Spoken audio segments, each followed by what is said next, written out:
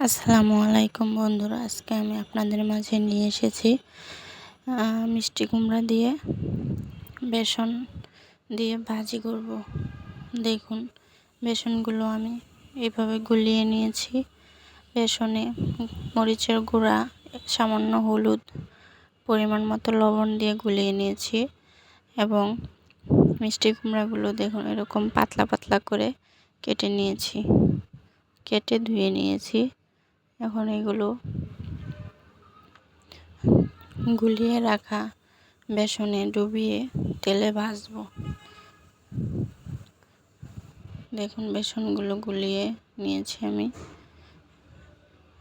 এরকম করে গুলাতে হবে, বেশি পানি দেওয়া যাবে না, পরিমাণ মতো পানি দিবেন যাতে মিষ্টি কুমড়াটা গায়ে বেসনগুলো লাগে।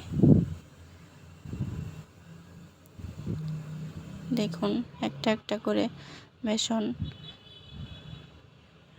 লাগিয়ে একটা কড়াইতে আমি তেল দিয়েছি। তেলটা গরম হয়ে এসেছে, এখানে দিয়ে দিলাম সবগুলো মিষ্টি কুমড়া। এখন আমি বেসনে গুলিয়ে গুলিয়ে ভেজে নেব। দেখুন,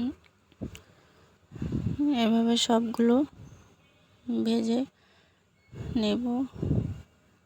লাল লাল করে ভাজতে হবে। দেখুন, দেখতেও সুন্দর, খেতেও মুচমুচে হবে।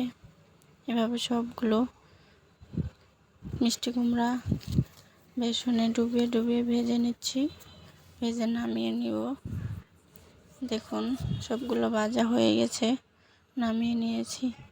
দেখতে কেমন, খেতেও তেমন মজা। মিষ্টি কুমড়ায় যেমন পুষ্টি আছে, এরকমভাবে খেলে সবাই খেতে চাইবে। এভাবে বাচ্চাদের বানিয়ে খাওয়াতে পারেন।